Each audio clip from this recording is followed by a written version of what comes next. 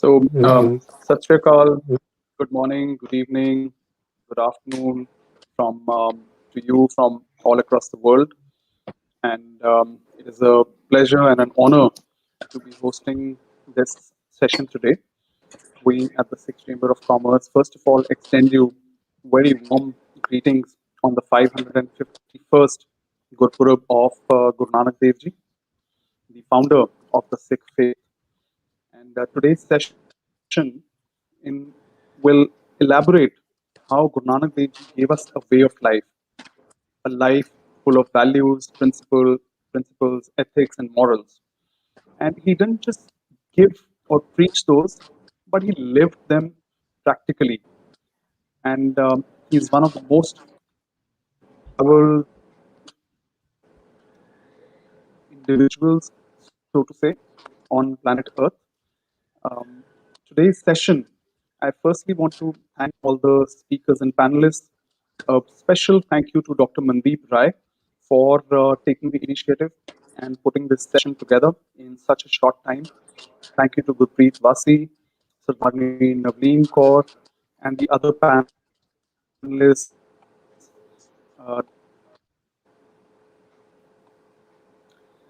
I welcome you all to this session. And to begin the session, I want to invite Dr. Mandeep Rai for a small introduction about herself.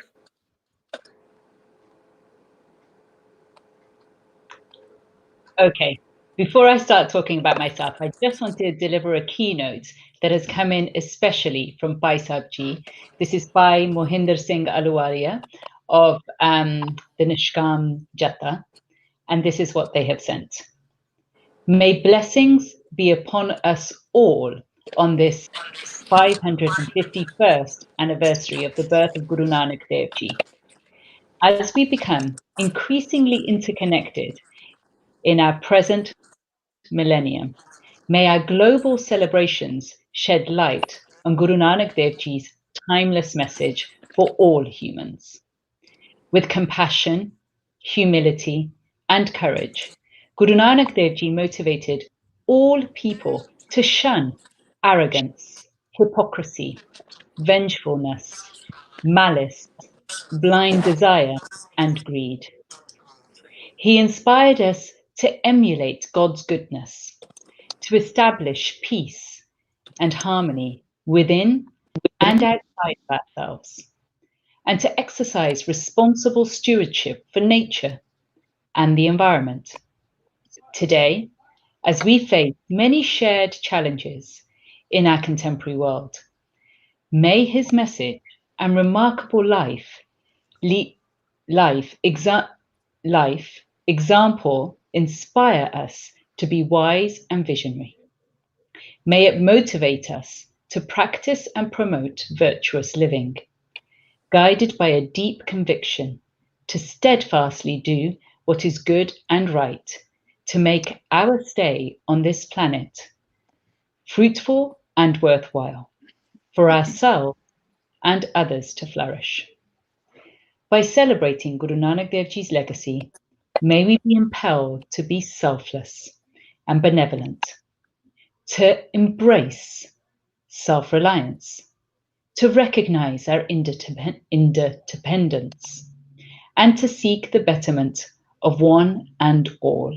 Sarbat da Bhala. May this keep us from slipping into despondency and apathy. May it instill us instead with Chardi Kala, ever ascending optimism, and a renewed impetus to make bridges with and collaborate with others. May today, on the 551st anniversary celebrations, we illuminate all these dimensions of Guru Nanak Dev Ji's legacy and much, much more. For it will be a historic opportunity to rediscover and reapply Guru Nanak Dev Ji's teachings, as to generate new possibilities for transforming our personal and collective lives and the lives of future generations. So that has come directly from Bhai Sahib Ji, by Mohinder Singh Ahluwalia, who is the chairman of the Guru Nanak Nishkam Sewak Jatha. Now, I wanted to share these words because they directly speak to the values that we are celebrating today, the values that Guru Nanak Dev Ji held. Now, with me are incredible panelists who are doing work across the board to spread the message of Guru Nanak Dev Ji. We are spreading the message to future generations, to children, but also making sure that collectively, whether it be through sport, art, music, drama, however it be, that this message be spread. But this message is not to convert others. This message is not to steer others in towards a particular path. The message is to make each and every one of us the very best version of ourselves. Guru Nanak Dev Ji's message was to really ignite the light within ourselves, and therefore to see the light in others. And I think it's particularly universal and timely because at the moment where there seems to be so much division, Guru Nanak Dev Ji reminds us that it doesn't matter what caste, what creed, what religion, what color, what gender, what sexuality, whatever discriminatory line has been placed by humans, that actually is non-existent. There is no Hindu or Muslim, but more importantly, what it means is be a great Hindu, be a great Muslim, be a great Christian, be whatever you are, really embrace it and live it fully, and not to be inauthentic, and not to lead a life that's incongruent with your true or very best self.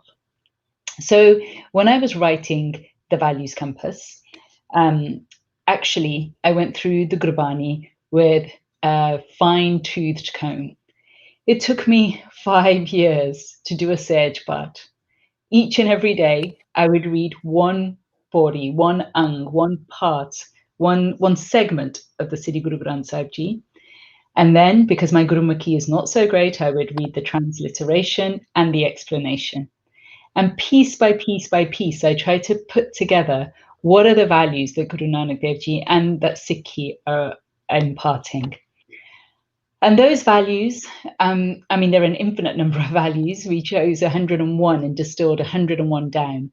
But you would see these values also in the Vedas. You would see it in the 99 different names for Prophet Muhammad. You would see these values in the Bible also. You see these values in the Torah. You see these values in the Bhai faith. Because each and every one of these values is like we have a treasure trove within us. And our simple choice is, where do we put our light? What do we choose to emphasize? It might be selfless service. It might be excellence. It might be teamwork. It might be creativity. There's no right or wrong here. Now with me, I have Gurpreet Wasi and Naveen Kaur. And both of these, and indeed Samir Singh. And there'll be 2 other people joining us a little bit later. Now, all of these people have been practicing and flourishing under Guru Nanak Dev Ji's teachings.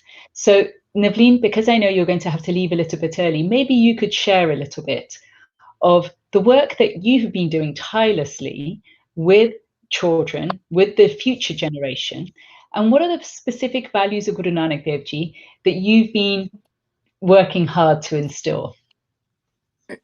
Okay, first of all, sorry Sangat nu pyar saath fateh parwan karni ji. Waheguru ji ka khalsa, Waheguru ji ki fateh.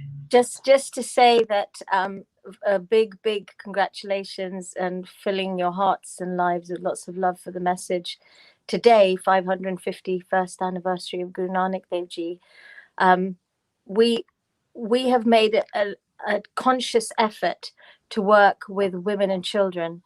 So I have, in my own personal life, been in academia for about 20 years, and moving away from that in an actual school and university setting, I've now embarked upon a journey in community learning in a way that I didn't think was possible before the coronavirus came.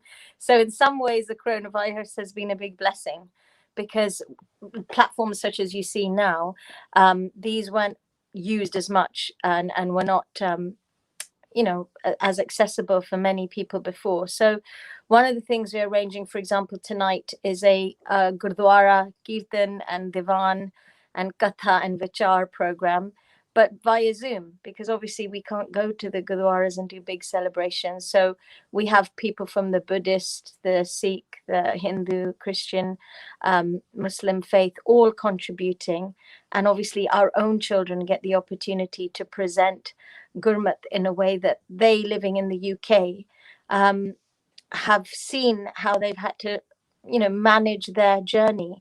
And it's a very difficult journey if you decide to make a commitment to the Sikh path, because you have a very distinctive form.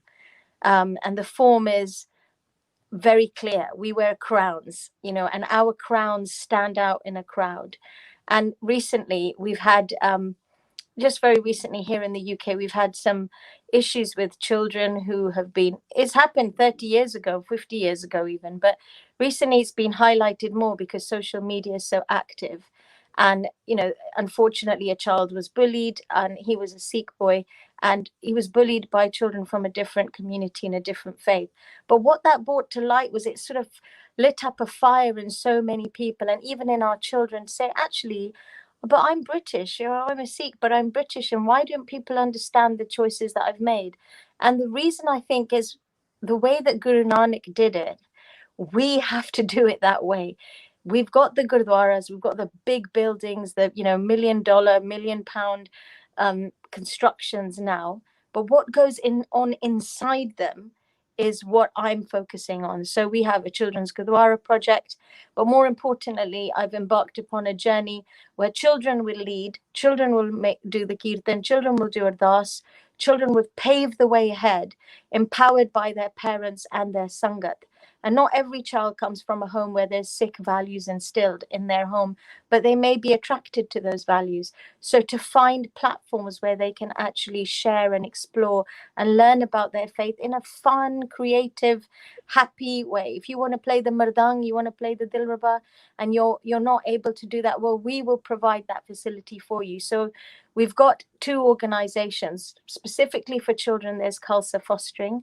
To any child who is from the Sikh faith and hasn't got that kind of nurturing or environment at home, we're going to help them, and we have helped several families now either register to become foster parents, because children, unfortunately, here in the UK are going into care more and more, and it's on the rise. And the second project is Sahara Sisterhood, which is empowering women to teach their children about the Guru, about Gurbani, by first empowering themselves, giving them the exploration of the Shabbat, presenting different ways of them to learn how to meditate, to still their mind so that they can instill the values in their children. Thank you. Thank you for sharing that. I think it's so important that when we're thinking about the future generation, you know, they are the ones who are going to carry this message on.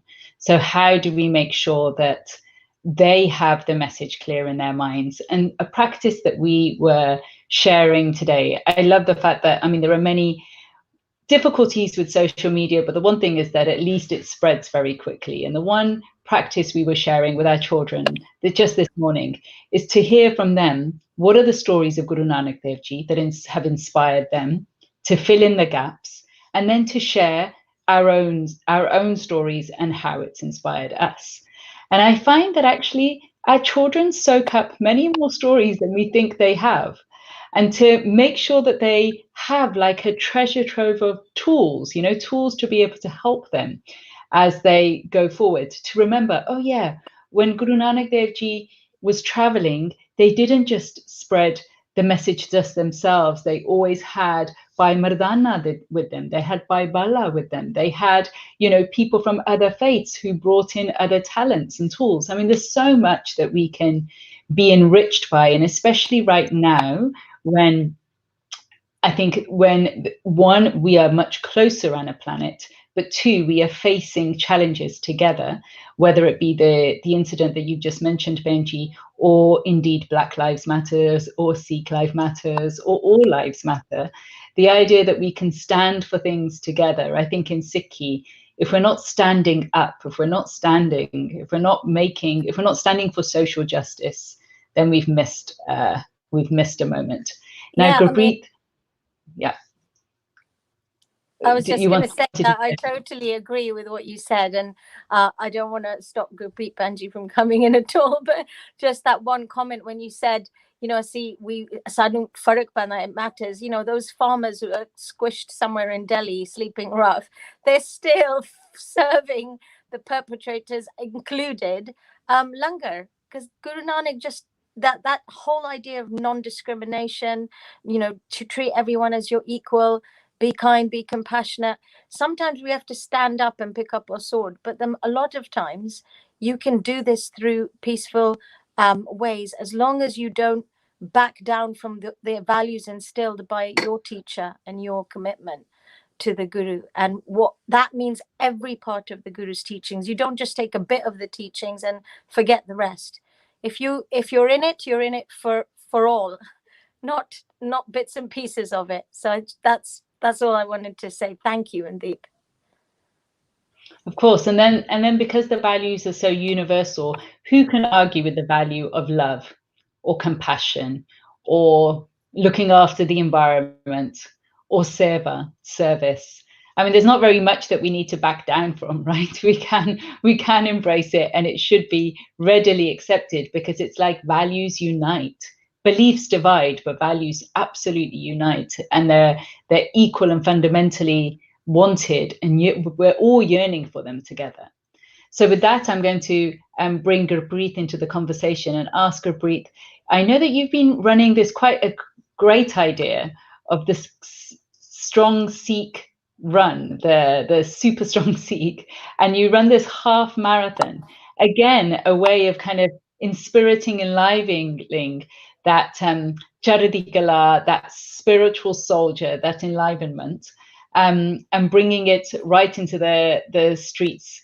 Can you share with us, I know you do this in Anandpur Club, you do this twice a year. Just share, how is it that Guru Nanak Dev Ji inspired this initiative of yours? But you're on mute. So say your greeting one more time, Gurpreet Banji, you're on mute.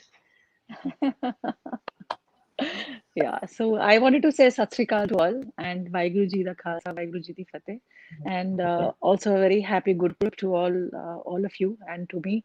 And I think I walked really cold into this, and I find after I've heard Naveen and yourself, I feel very under-equipped to even share my learnings, because I am really a learner, and I think there are a lot of people like me who've been intimidated to do something which was in a very forward way related to Sikhi. And that's because, you always feel that you don't know enough. And I have been like that. I've been on the periphery. I've always felt that I was probably the last equipped to even, because I don't know enough. I have not had formal education. I have just not had the opportunity or the time throughout my educational career to, even if I wanted to get more knowledge, more involvement as far as Guru Nanak Dev Ji or Sikh is concerned. But it's just I think 4 or 5 years ago, it was a moment of epiphany. I'm a runner, and while running, it just came to me that, often whenever I have to inspire myself, and most of us, when we have to inspire ourselves, even when just now Benji said that, we wear a crown and we stand out. And, it was that moment for me that when you're pushing yourself to run, and when you're running a half marathon, and when you're like past 15 kilometers, and you really have to, it's not no longer a game that you of the body, it is of the mind. And you keep telling yourself that, you're a Sikh and you can't give up, and you wear a crown. And it is that at that moment that I realized that, this is so powerful.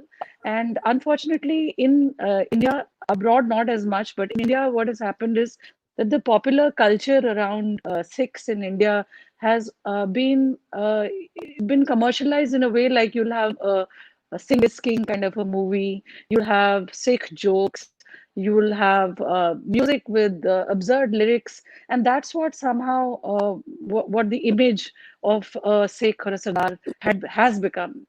And I thought that, if we were to embody something, and if we were to give a young people something that they'll be really proud of, something that is performance driven, and something that truly is a pride platform, and how wonderful it could be, rather than having something which is comic, or something which is to entertain people.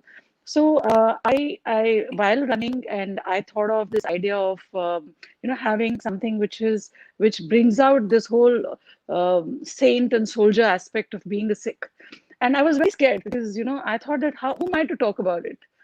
I have no formal education on Sikhi. It is very intimidating to even talk about it. So I chose a non-Sikh friend who's a fellow runner, and I spoke to him and said that, I really feel very strongly about having a run which is a Khalsa run, where we bring out this whole pride about being a Sikh, and have people do it and make it very inclusive.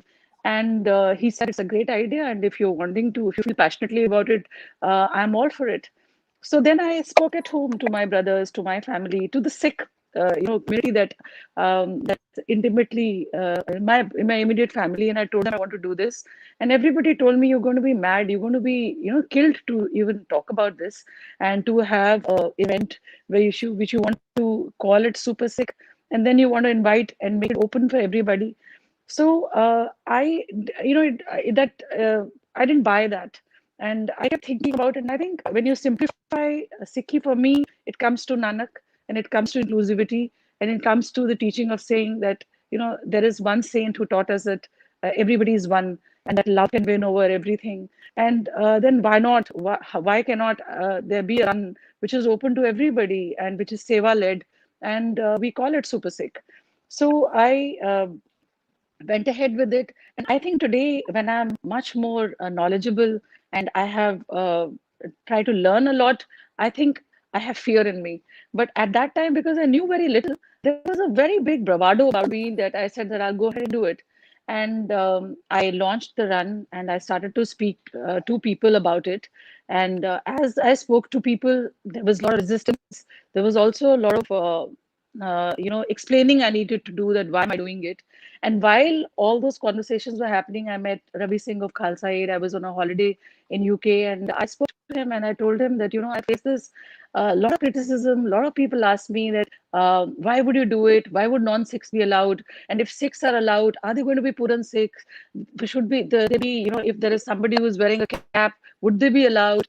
If you're starting from a Gurudwara where women be wearing shorts, how could you do this? It became like blasphemous. So I told him that, I am so scared, because every day I'm answering people, and I feel as if I'm doing something wrong, and I'm not. So he told me that, I face it every day, and I'm Khalsa Aid. And I have, in countries where we are going and helping Muslims, Sikhs coming and trying to beat me up, saying that, why do you help Muslims? Why do you help Hindus? Why don't you only help Sikhs? And I tell them that this is not what Nanak has taught us, and what this is not our gurus have taught us. And therefore, you do it because we've done it, and we are loved for doing it and standing up for it. And that gave me so much confidence. And Khalsa Aid stood behind me like brothers. And I came back, and I was a changed person. And I went all out. And when I went all out, when you believe in something and you're honestly doing it, and then, I met Samir in the second year, he contacted me. And I think that energy, the right energy, drove all the right people to me. And now I think it's one of the most loved runs in the country. And in Delhi, we have, people wait for it. This year we can't have it on ground, but I think that whole seva, Sikhi, the teaching of Nanak, the inclusivity, I think that gave me the power to create this event, and I'm really proud of it. Thank you very much. I think you're absolutely right that if we're not doing things for everyone, we're almost not really living those Sikh values. Now, I'm really pleased to say Dr. Juss has just joined us. Dr. Juss, just before we turn to you, Naveen Benji, is there one final message you wanted to say? Because I know you're going to have to drop off. So is there something, I think what I would love is maybe a little, I don't know if it has to be a sakhi or a message, something memorable that we can then share with, we could maybe share 3 times in the next 24 hours so that it becomes really instilled in us and instilled in the person that we're sharing it with.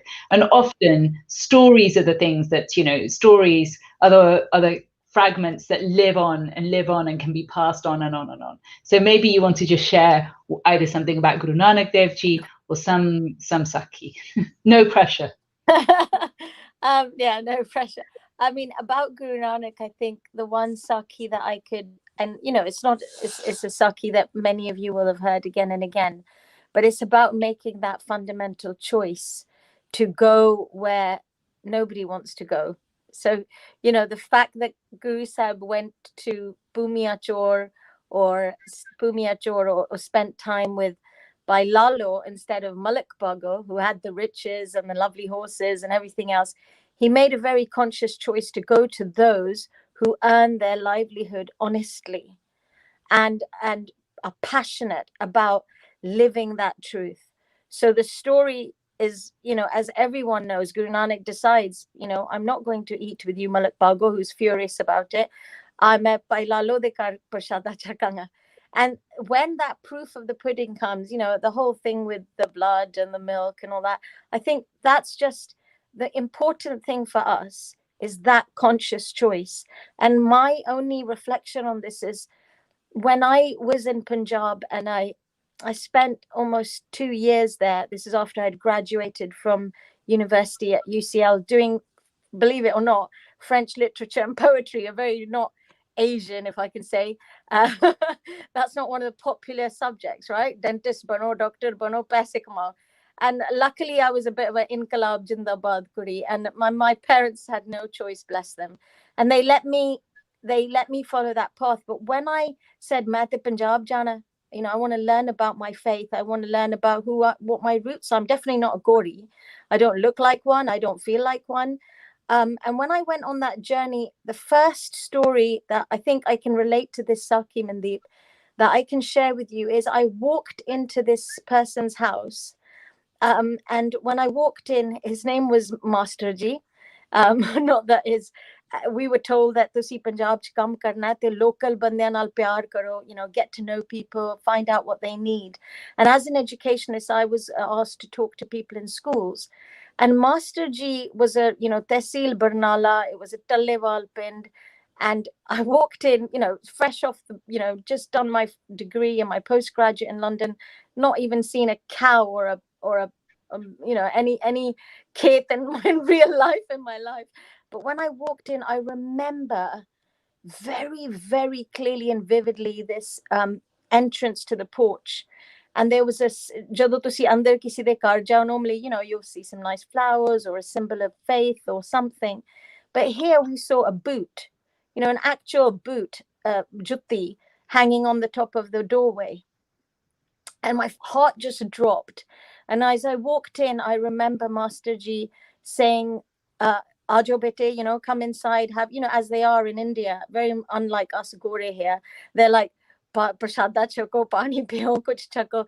And we all came off, there were 11 of us. We would all come to explore and, you know, learn more about the Sikh faith, but also the living of Guru Nanak and the places. Where was Asa Divar? Where was the things Bani Rachai hui si, different places, and stepping on that soil was very sacred for us. And Sultanpur Lodi, going to all these places that things had happened for the Guru. And as I walked in, I just remember this very powerful,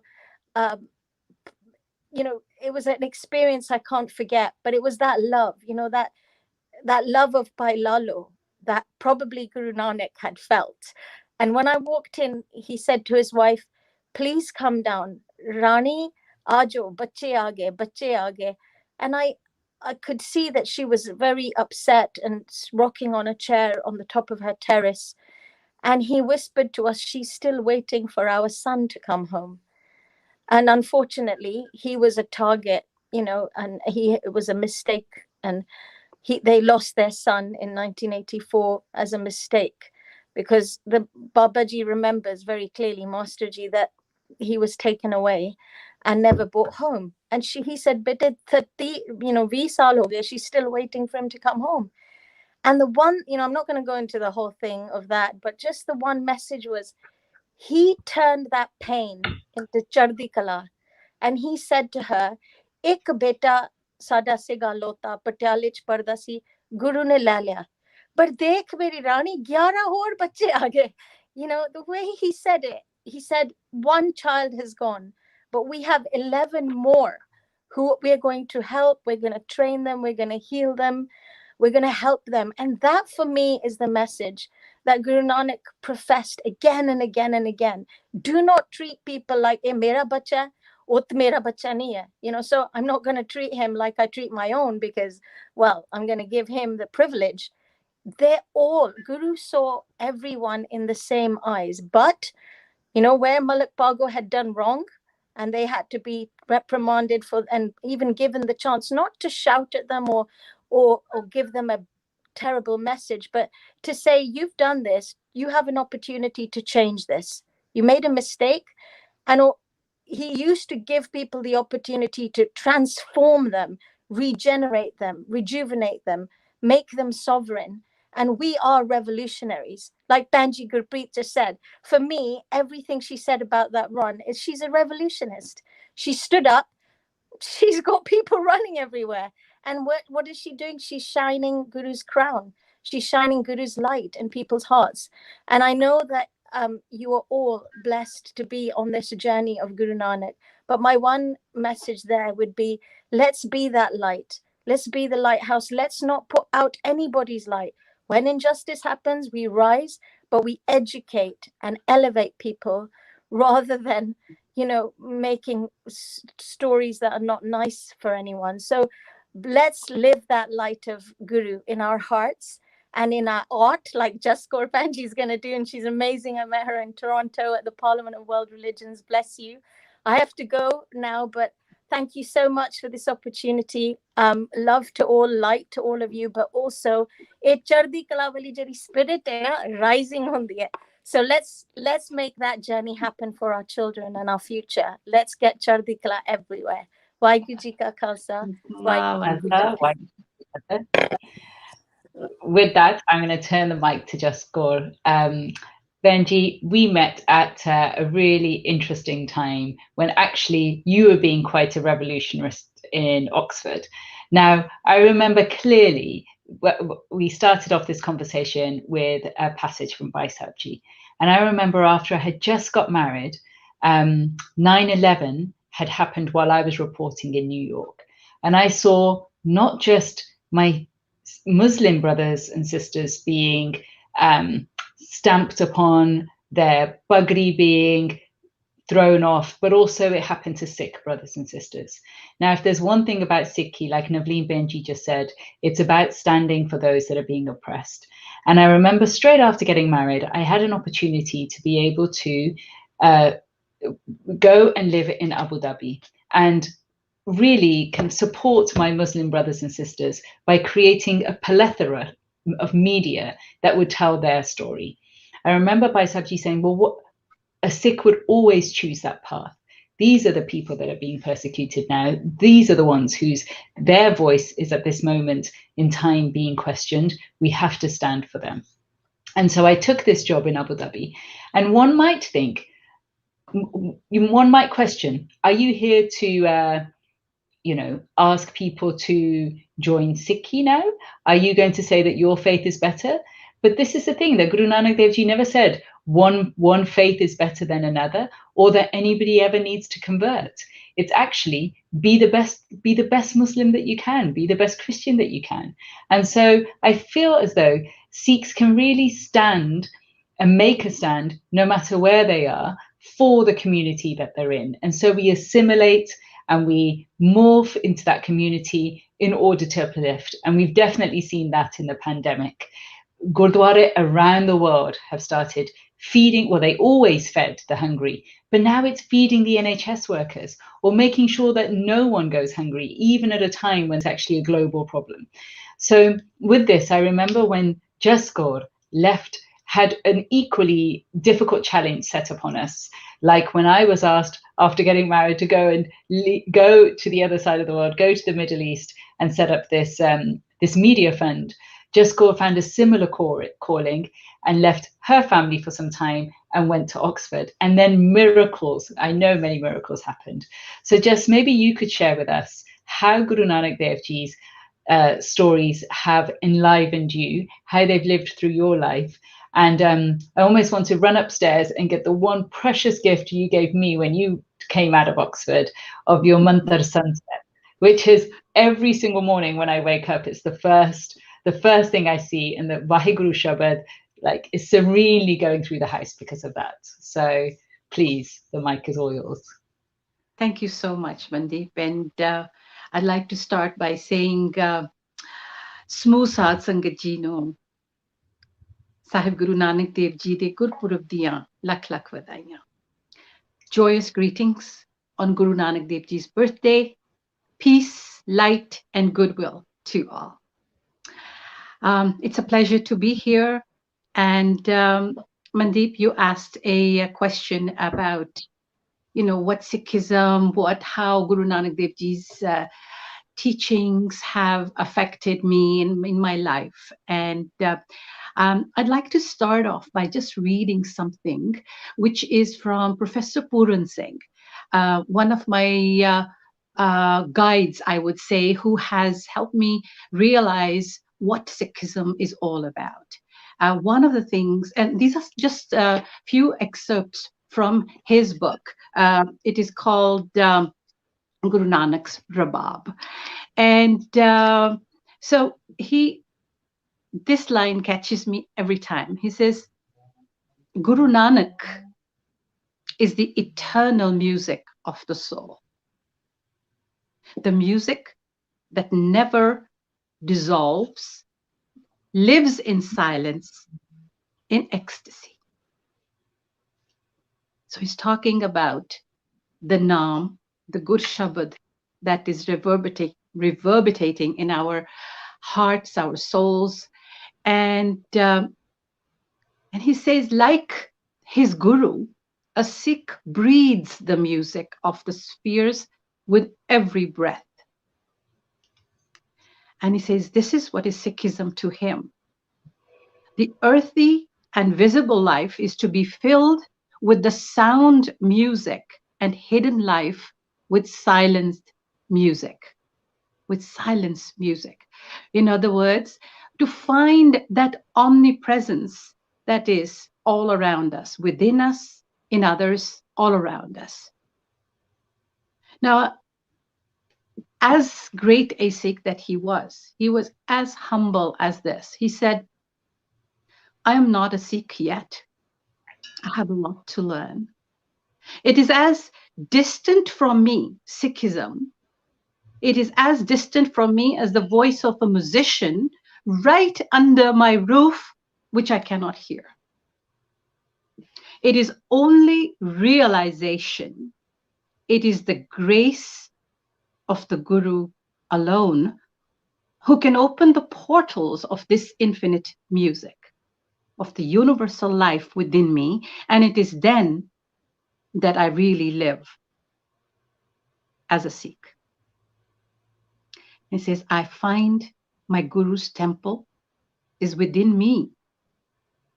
I carry a Hari Mandir with me wherever I go.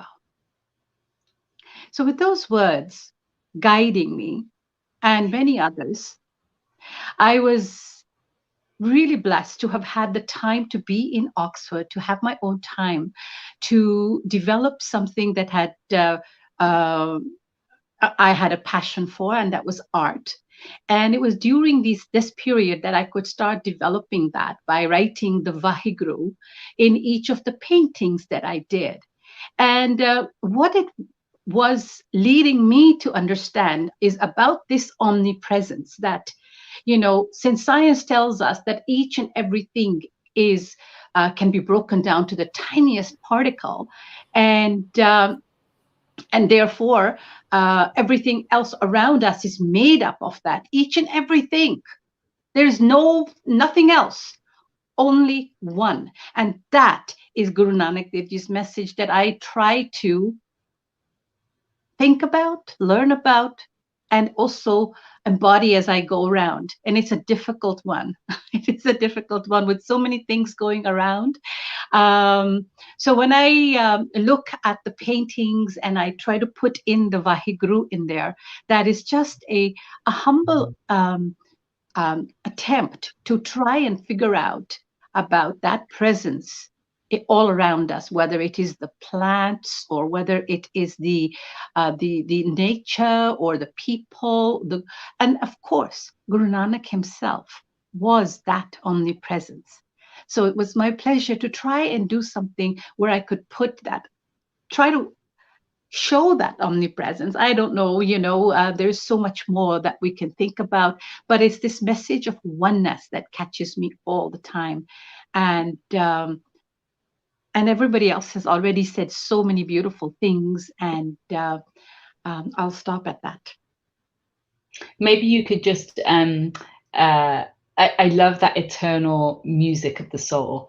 Maybe you could just share, I've known you through smargams, I've known you through your art, I've known you through almost like the practice, the professional and the spiritual practice.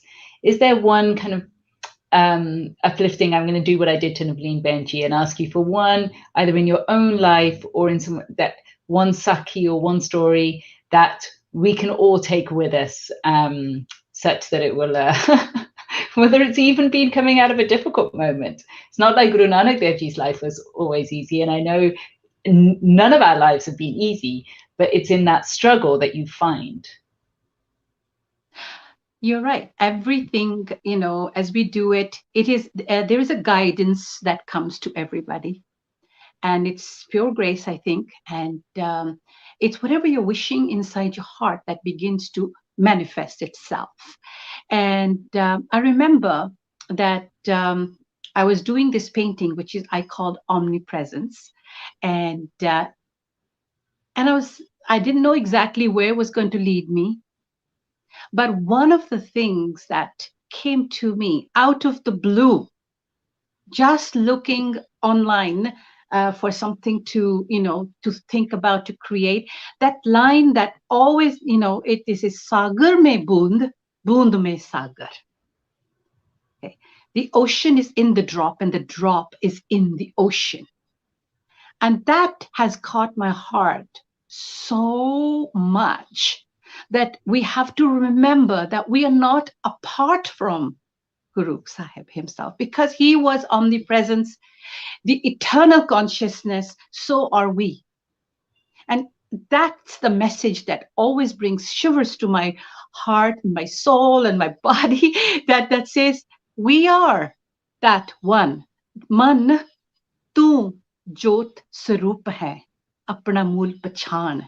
And that's all we are here for, to understand that we are already that we seek. And just knowing that is enough for me. That's incredible. Sameer, I don't know how you're going to follow that, because I have goosebumps, but I'm going to ask you to follow that. And maybe you could share the story of how even the Sikh Chamber of Commerce came about, or a personal story, or a story that could enlighten and enliven us, and that we can share. Thank you, Dr. Jaskor. Sure. Yeah. After Dr. Jaskor and Naveen Benji, it definitely is going to be very difficult and to even talk, because I have goosebumps, and what I've just heard, it has just gone right to the soul. The reason of the Sikh Chamber of Commerce coming into being was that we see Sikhi as a way of life. We don't see it as a religion. And if it's a way of life, then it needs to be practiced in all the hours of the day. It cannot be limited to the time that we go to the Gurdwara or a temple, or the time that we spend doing part or our prayers. And I also felt that, the area where we spend the most amount of hours in the day is at work. So it is most pertinent that we practice the values and the principles of Sikhi during those hours, and then it will have a reverberating effect on the rest of the hours. So with that thought, we established the Sikh Chamber of Commerce back in 2013. It was also coming from a pain point of seeing people indulging in unethical practices and acts, which to me didn't seem right at all. And I wouldn't say that I have never done anything wrong in my life, but as this strong Sikhism's values and principles enlightening themselves into me started happening, that's when I said that, instead of just being a bystander, we need to do something and also bring people together, because one of the important things that Guru Nanak Dev Ji said was about Kirat Karo. And I don't know how many of you know, but during these last years, Guru Nanak Dev Ji worked as a farmer, and we still have the land where he had his crops, and it is very pious land where people go, and still, if they can get even a grain of wheat from that land, it's considered as prasad. So, like I mentioned early right at the start, that he lived his life practically, and we need to also practice these values of Sikhism. And that was the thought behind the Sikh Chamber of Commerce. And I would say that it's still in its infancy. We are still working, connecting people from around the world, and bringing amazing speakers and panelists like yourself, like Dr. Juss, Kaur, Gurpreet, Wasi together, so that all of you can become the role models for me and everyone else who gets to see this, experience these events. So you've really created this, and it's wonderful that you've created this with educators, authors, artists, runners, and I know there's a lot more. We also have a musician, Baldeep Singh, who will just be joining us. And I know that when Baldeep Singh comes and when they start singing their Shabad, that we're all going to, that there'll be no more words could be said after that. So I just want to make sure that anything that has to be said is said now before Baldeep Singh takes over. And I almost feel that, please put your hand up if there's something you're burning to share. But Dr. Juss Kaur, I do feel that what you said really resonated and touched literally the soul, like Samir said. If there was a final message that anybody wants to say before we hear from Baldeep, then please, oh yes, good, Samir. Do share, Samir, before we go over. It's not a sharing, but it's a question. What led you to write the values compass? Okay, very astute and very, very thoughtful of you to ask. Thank you. I think it was the fact that in everything that our gurus did, they were constantly building our foundation, thinking about the next generation. And I'm not sure whether it's motherhood or I'm not sure whether it's within our faith. But as soon as I started to think about the next generation, as soon as I felt pregnant, I had this urge to want to give to the next generation. And why should it just stop with my child? So initially, the values compass was called Letters to My Unborn Child. Like all this wisdom that is in our Gurbani and around the world, and in our humanity and in the oneness, for that to be collected. But I guess it was as God had intended. It wasn't finished within the 9 months that I had. And actually, when I started the Sage part, the moment my son was born, and the fact that took such a long time, it gave me the time to really delve in and think, what are all these stories trying to tell me? And all of these stories were sharing values. And so over 10 years, from the moment I fell pregnant to today, my son is now 9 years old, that whole journey, the decade, has been a complete sharing of the beauty of not just our faith, but like I said, all the jewels and the gems that our humanity has. And I've been working in media. So often in media, we only hear the negative. What do we know that's positive about Peru or Papua New Guinea or Paraguay, or the shoe cleaner or the gardener, or all all these beautiful souls that are in our lives. Often we don't even have a chance to see or say what their light is, to shine a light on their light. So it turned all of that on its head, and it's deliberately a positive, inspirational value from each and every place for each and every one of us. And it's basically a practical tool that helps you figure out your core values and what's most important to you, and helps you decide to actively choose what you wish to shine a light on. So thank you for that. And hopefully it will serve you, because that's the intention. Now, I'm not sure whether we've lost Baldeep Singh. I heard his, oh, good, he's still there, great. So if there's anything else anybody wants to say, raise your hand. Otherwise, the stage is all by Baldeep Singh's. G, we've been waiting for you. We wanted to maybe have you share maybe one message from Guru Nanak Dev Ji that has touched your life, maybe a story, personal, professional, whatever you'd like to say. And then if you could share a shabad with us, that would really transform this conversation. Can you hear me? We can. Varji ka Khalsa, Varji Fateh, Sab Qatar. Thank you for inviting me. I'm not really worthy enough to, what can I say? Guru Baba Nanak, I mean,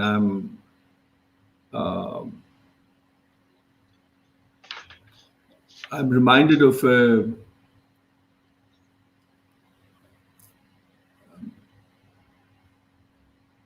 story that, I mean, it was a memory that an elderly gentleman shared with me.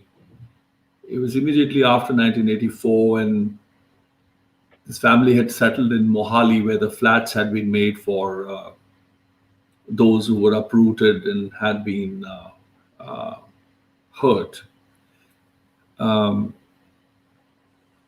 His grandson was a pharmacist, and he somehow seemed to recognize me anyway.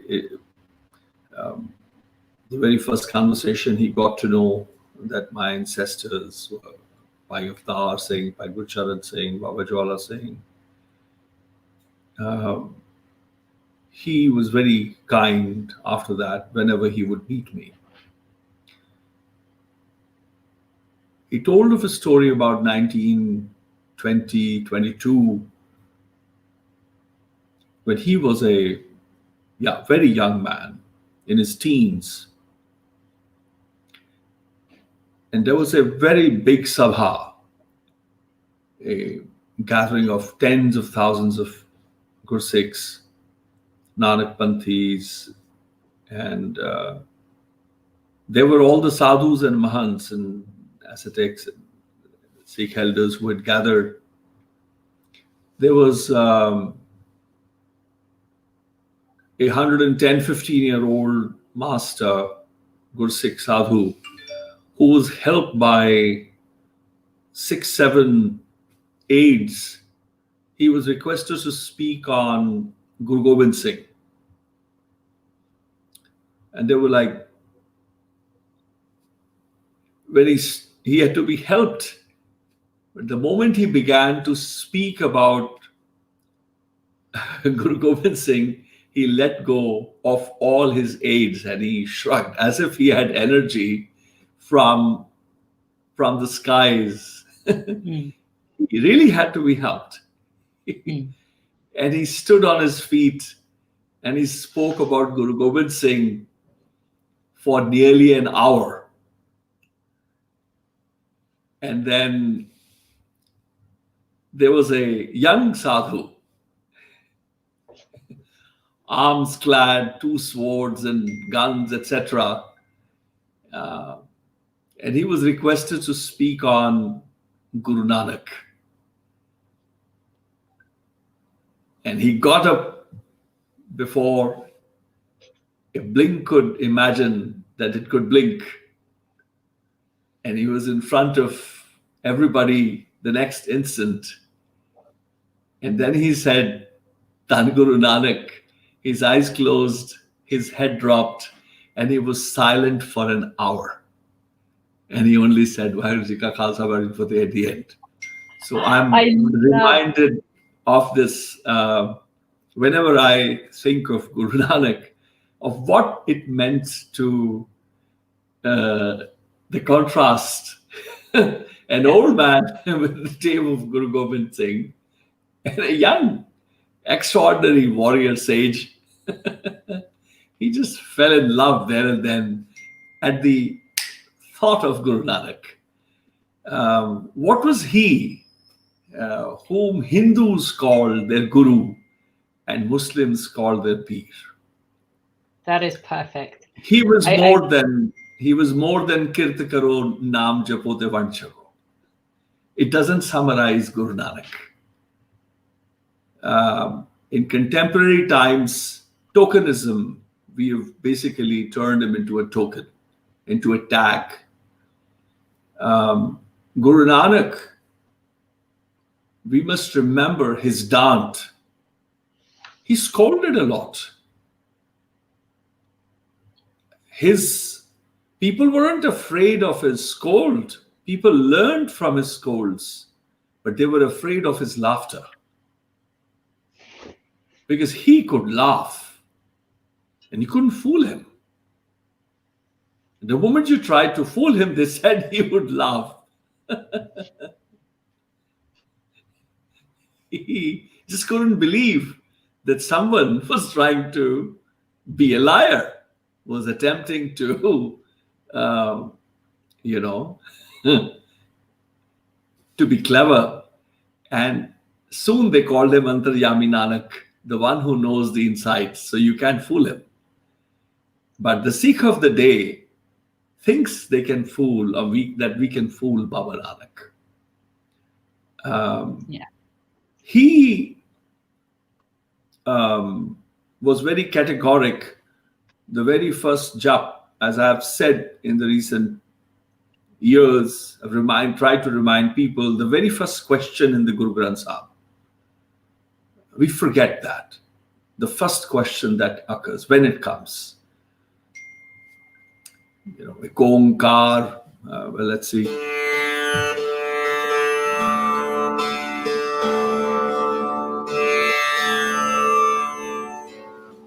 And actually rolled when I was trying to put the light.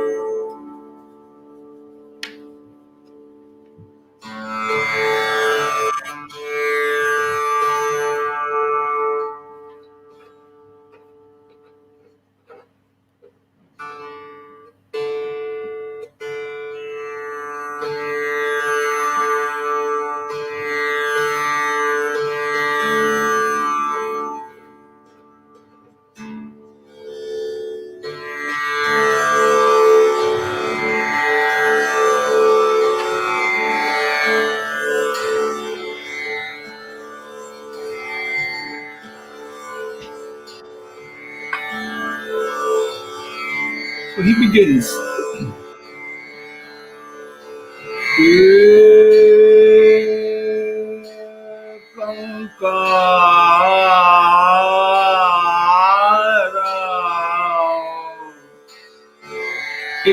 The numeric ik he placed before Omkar, that had never been done before. That's his PhD, DSc, D.Lit to the power of N. It's more than a mere thesis. It had never a numeric one placed before Omkar. That says it all. That you couldn't feed him a hypothesis just like that, a hearsay. It doesn't work. And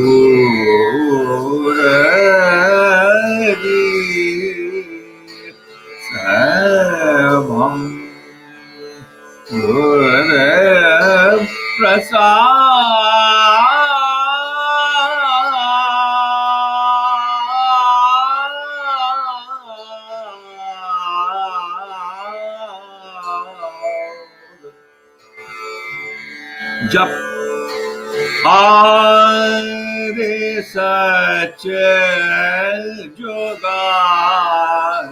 Sach Abhi Sach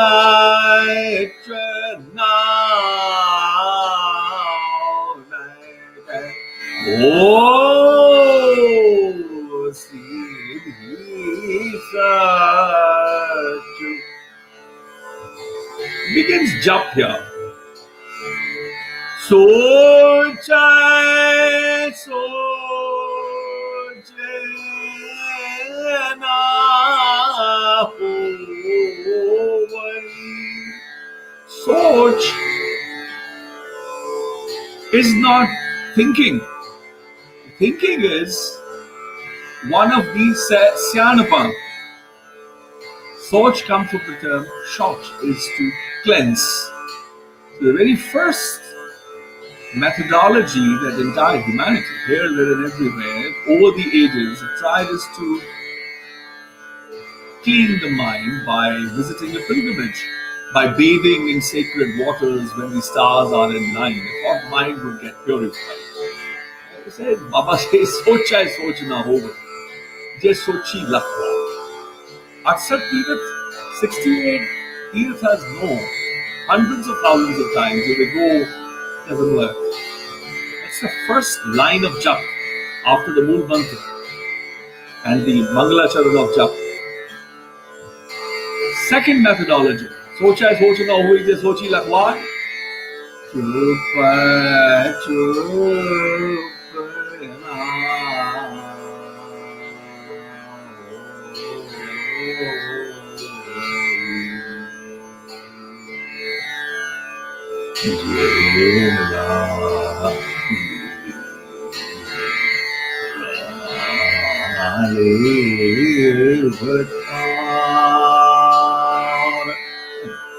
The second method is to quieten the mind, to silence the mind. And we have a lot of fashion about Vipassana, this and that. These are some of the methodologies which people have tried to quieten the mind, to silence the mind. He says, chupa chup na howe. You can keep it delight, you can keep it controlled, be aware, etc. for your entire lifetime. The moment you drop it, the moment you leave, there will be a thought. It occur again. It's like, as I was telling earlier in one of the sessions, that it's as if you taught the entire Gurbani and the mind is so naughty, it could say, that's it, nothing else. Is that it? And that's a problem. So, third methodology, which humanity has tried, is Pokhya Pokhna Pri.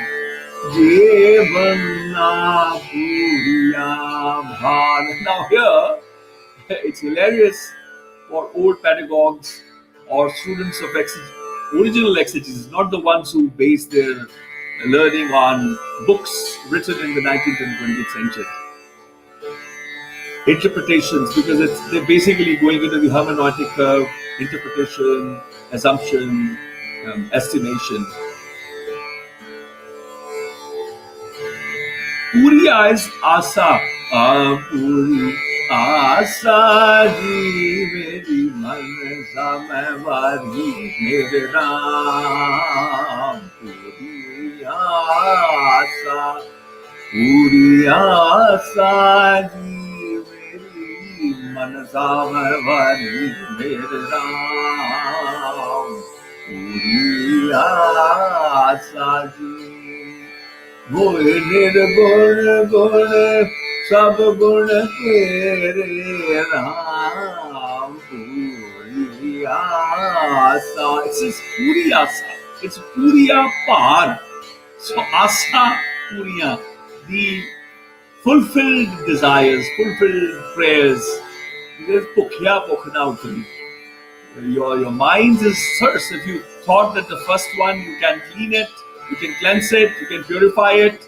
You say, okay, let's try to silence it. Didn't work. You say, okay, let's satiate it. Let's fulfill the mind's desires. Baba says, you may fulfill as many desires as you want, as you can. And he says, the hunger, the appetite doesn't die. He says, okay, if this doesn't work, let's try to make the mind very intelligent. He says, Baba says, Sahasyan pa lakh hoye, ta ik na chalega. And Kabir also says, it's nothing, as Maharaj says, Kabir Sahib, that Maharaj is in Bani, but it's Kabir Sahib, Ab mohe Ram apna kar janya. Ab mohe Ram apna kar janya. Saj subhaye mera man manya. Then he says, Brahme kathe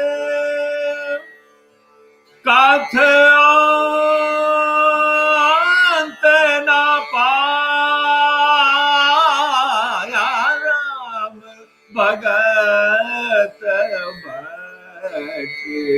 Gari aaya. He says, Brahme kathi kathi. Brahma jada Brahmancho Rabba hai. Even he went on uttering Vedas and Gyan, but he couldn't fathom the end. He couldn't swim across. He says, Syanapa, lakh hoye, thousands of knowledges, hundreds of thousands times over you may have. Ik na chala naal. And he places his first question. He says, if 4 methodologies that humanity has tried across ages, he says, then, oops, give Satyara Huya. The first question. How do you become a Satyara? That's the entire Gursikhi. And the Gursikhs have forgotten because they're not interested in becoming a Satyara. It's not their purpose. If it was a purpose, there would be Sadh Sangat. It's only worship. You have somebody say a deity. We if don't have dead gods, we have living gods. So it's worship of one kind, being a pliable doll here and there. But if you look at Baba Nanak, there's no time to waste. If you thought we knew business, well, Baba knows business, how to talk business. Talking of Kirsani is one, but it's everybody had to prepare. I mean, anybody who loved, they tilled lands. But Dharamsal, my ancestor, was one of the students. In fact, him and Paisadaran and Pailana were 2 of the greatest disciples at Dharamsal, taught at Dharamsal in Kartarpur. And my ancestor walked, he chose Baba Nanak, took him along for his last walk. Dharamsal was very taut. It was not just the Kirsani that he did of the lands, but that is where he said, there's the analogy, he says, Amalakara dharti beej sabdokar. So that's a tangible fasal he harvested, but then he taught us the intangible fasal. He says, plow your land, decondition your mind. Amalakara dharti, the soil within, the land within. Amalakara, decondition it, plow it, prepare it. Then beej sabdokar. Sow the seed of Shabda, the Para Shabd, the Shabad that is from the Parmeswara, and the Shabad that speaks of the Parmeswara, no one else. A Shabad is that which will adorn your mind and help you eradicate all vices with it. This is Beej Sabadokar, it says Sach ki aab nit dehe pani, and from the waters of truth and of the real one. Moment in and moment out, water the seed of Shabda in the land that you've deconditioned. No vices possible, only virtues possible. The prayer for virtue. He says, Hoi Kirsan, and becoming a great farmer, or becoming an ideal farmer, Hoi Kirsan, Iman Jamaile, harvest faith. Bhisat Dojak, the idea of Swarg and Narak, of goodness and happiness, sorrow and joy. Bude, he says, you fool, Evjani. This is how you will know. So Guru Nanak does, Muda is fool, you idiot, he says. This is how you will know. Unless you know how to decondition yourself, unless you sow the seed of Shabda and you water it from the river of Sach, and you harvest Iman. Thank you very much. I'm not interested in a conversation, because he says in the next line in Rahaudi Tuk, Mat jaan sahogali paya. No, not that you can know by mere talk.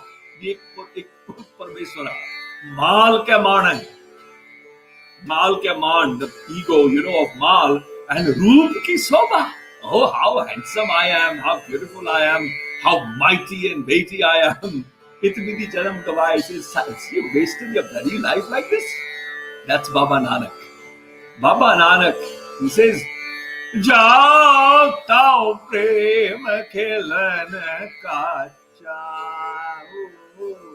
Jao tao prem khelan ka chao. Sir dhar tali gali mori aao. Itmar gbar धरी जाए शेर दी जाए कान न की जाए जाओ ताओ प्रेम खेलन का चाओ. If you even dare want to learn the game of love, he says, and compassion, if you even dare, come to my street with your egos on a platter. But then you only get to enter my street. He isn't yet telling you the address of his door.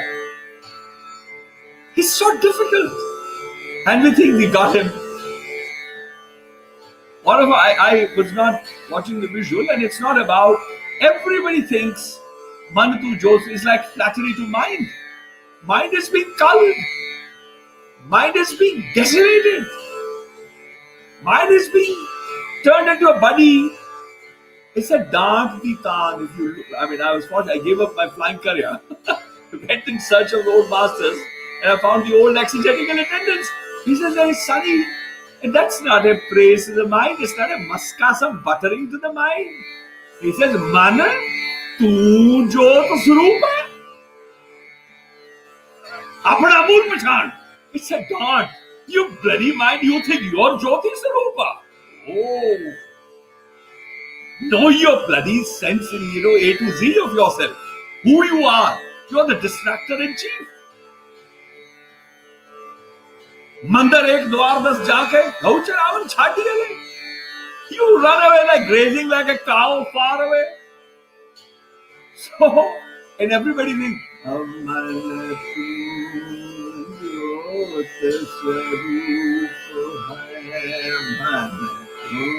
and mind says, oh yeah, Jyoti Sarupa. Oh yeah, no. Hey, man, he said, hey, you think you are it? No. You just get adorned, become a Sohagan. Adorn yourself, and I think I'll rest my conversation here. I know time is passing. He talks of how the Parampur Parmeswara you can get. He says, it's a real composition of this. Thanks to my ancestor Bhai Sadharan and all my grand elders ever since.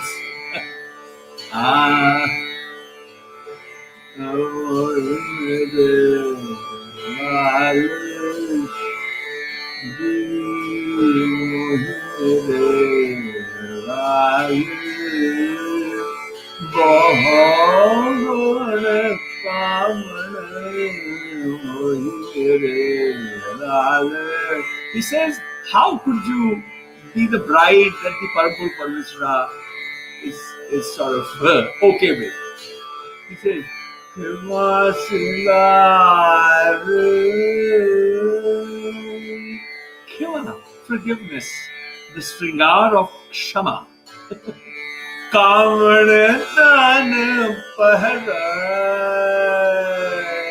the bride that adorns, this ornamentation of forgiveness.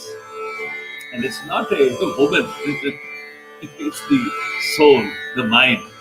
Kama Singar, Kavan Tan Pahara,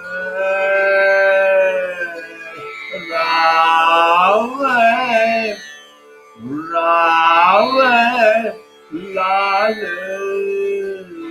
Pyari Mere, Lal, Pyari Mere, Lal. But we don't want to be adorned with these virtues that the Baba so speaks. When you look at the do's and don'ts that he provides, it's a different picture than what we think. We've reduced Sikhi to Panch Baniya, the Paath kar lo, Gurdwara jaake mathe tek lo. Everything that the Baba forbid us, we're doing exactly that. And what have we lost? We've lost our entire, treasury of endowments, by the Gurus. We've lost them. The entire Gursikh treasury, the khajana of Gursikhi, they're teaching people to be engineers, to be doctors, to be bureaucrats. Is that the purpose of Guru Nanak's pocket? Is that the education he wanted to teach? It's the government of India. Wherever you are, it's the government's job to teach, to make sure everybody is literate in the worldly way. That there are roads and there are hospitals. It's not a Guru Nanak's treasury to be now only spending money to pay salaries for colleges, teachers and everything. Government's job it is to provide education. That's why we give the money. We pay our taxes. But the daswan they give to Guru Nanak, that is a vidya of Iman. That is Guru Nanaki vidya. It is the vidya of the Dharamsal, the Santhya Vidhi. And music is not there. The exegesis is not there. We think that we can pick up a book and read a translation, and that's it. We got the Baba. We forget, lastly, that Guru Nanak, just to add to your perspective, my friends, all those who are listening, my greetings and Gurpurab blessings and wishes to you all. But Guru Nanak never read, do you know, even the works of Guru Angad? We forget, Guru Nanak had no idea. Guru Nanak is an illiterate fellow because he doesn't know what Guru Amar Das ever sang. Guru Ram Das, Guru Arjan, he never saw the martyrdom literally. And quote unquote illiterate. Because we think we are literate, right? Because, Guru Nanak, I know him. Guru Angad, he read, he wrote as many slokas. Guru Angad, he didn't sing any raga, you see. Guru Amar Das, that old fellow who was made a guru. I know. I've read it all. He says this, he says that. Guru Ram Das, I know him. Guru Arjan, of course I know him. Guru Hargobind, the one with two swords. The guy who made Akal Takht, we know him. The one who designed the 1,000 top of it, because in competition, in sort of resilience with the, I know even Guru Gobind. But Guru Nanak didn't know the rest of the, his successors. We think we know them all, but literally we know nothing at all. That's the irony. We've forgotten the value of one paisa. Kadka ek jis jeev vasav hai, taki mehma gani na. We've forgotten the value of that paisa. That you may have a million short of a paisa, it would not be a million. We forget that. The value of a paisa. You remove 1 penny from £1 million, it will not be £1 million. Isn't it? Yeah, Mandeep, you're done, innit? Time. That's why I don't go, because the time, bloody hell, what time, huh? I, Anyway, I'm just trying to be respectful of the other people. yeah, I'm supposed to be obliged now, huh? Look at that.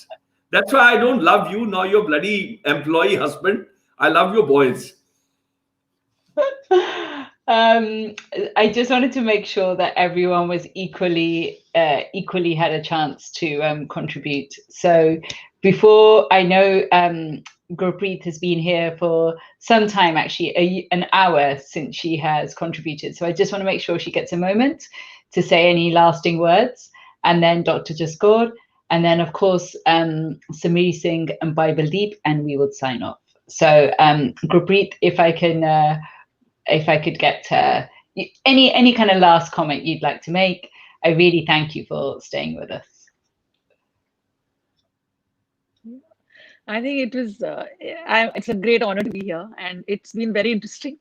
And I was telling Samir earlier in the day when he told me and when he invited me to be part of this panel that I was hearing, Mandeep, I was hearing you at one of the earlier webinars that Samir had sent me an invite, and I, thought that how nice and how well you conducted it, and I wanted to kind of connect with you, and then it just skipped my mind, and I told him that just like that, because I thought of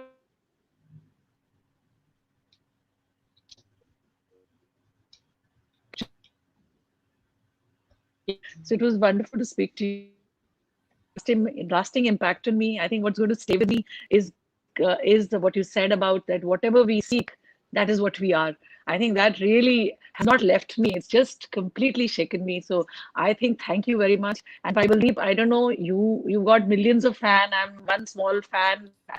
Your music, I think, is just divine. And what a beautiful way, I think, to end Gurpurab. I think I couldn't have asked for more. So thank you very much, everybody. Thank you. And just to say, this is just a sign that my light in me sees the light in you, including for you, Bhai Baldeep. It wasn't anything else. So with that, I'm going to go to Jaskor and say if you would like to say I have a problem with that, because the moment you say the light in me, it's gone. There's no chance for light in you. Who waits to hear the rest of the sentence? Yeah, no, you're totally right. But I am going to give the floor to just Dr. Jaskor, and then and that's a totally fair point. Thank you. I'm just teasing you. Oh, you're on mute. Dr. Jaskor. See, can you hear me now? Yes. Okay. I just want to say thank you, Mandeep, Samir, Vijay. Thank you so much for organizing this. It's been really an eye-opener, and I've enjoyed being part of it. Loved hearing Bhai Baldeep Singh Ji. Thank you so much for those beautiful words. And all I want to say at the end of it all is basically, I think the greatest gift we can offer our founder, our father, our ideal master, is to awaken to his messages daily and celebrate his presence in our lives all the time. So with that, I'd like to say, Vaheguru Ji Ka Khalsa, Vaheguru Ji Ka Khalsa, Vaheguru Ji Ki Fateh. Bhai Baldeep, I'd love to get some final words from you. You also have two sons, and maybe whatever message you would give to them for them to carry in their hearts is something that we should all carry. So maybe if you could give us a final word, and then I'll pass it over to Samir. Well,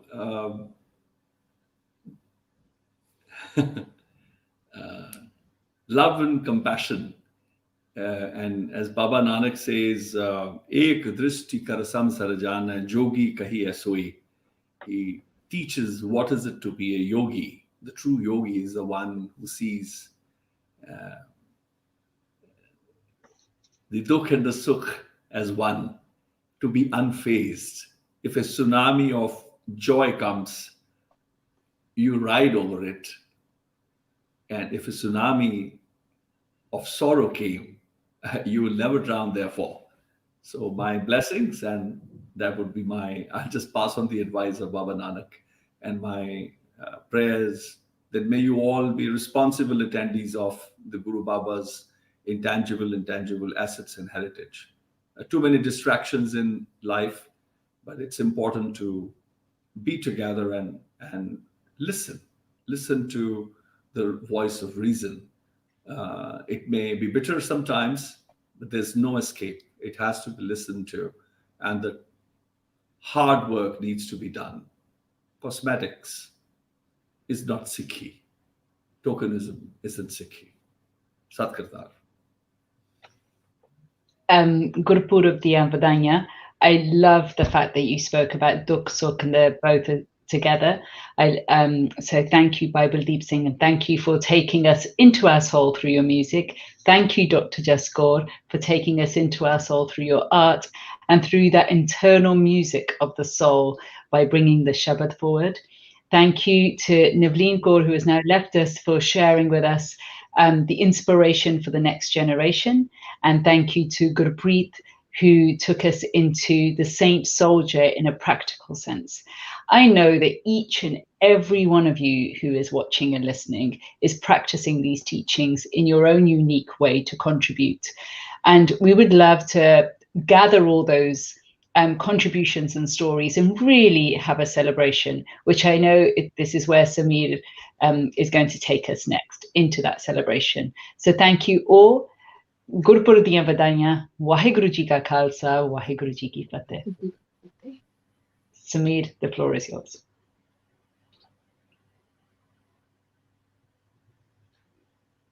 You're on mute. Samir, your last final words, we'd love to hear them. You're on mute.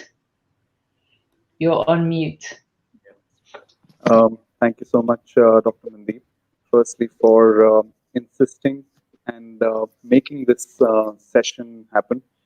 It was your perseverance and persistence which brought together this amazing group of individuals who, from the conversation, we know are like a family. And, we need to grow this family. And love and compassion, by Baldeep Singh Ji, what you said, it has really touched the heart. And I don't really think I should say much here. But yes, that's the message that we need to spread across the world to the entire population of the world. And we will endeavor to do that in the days and the weeks and the months and the years ahead. We want to bring more people, more amazing individuals, intellectuals, artists, musicians like yourself together and try and attempt to make this world better with Guru Nanak Dev Ji's message. With those words, I will bring today's session to a close. Thank you once again, everyone, and happy Gurpurab to the whole world. Thank you and goodbye.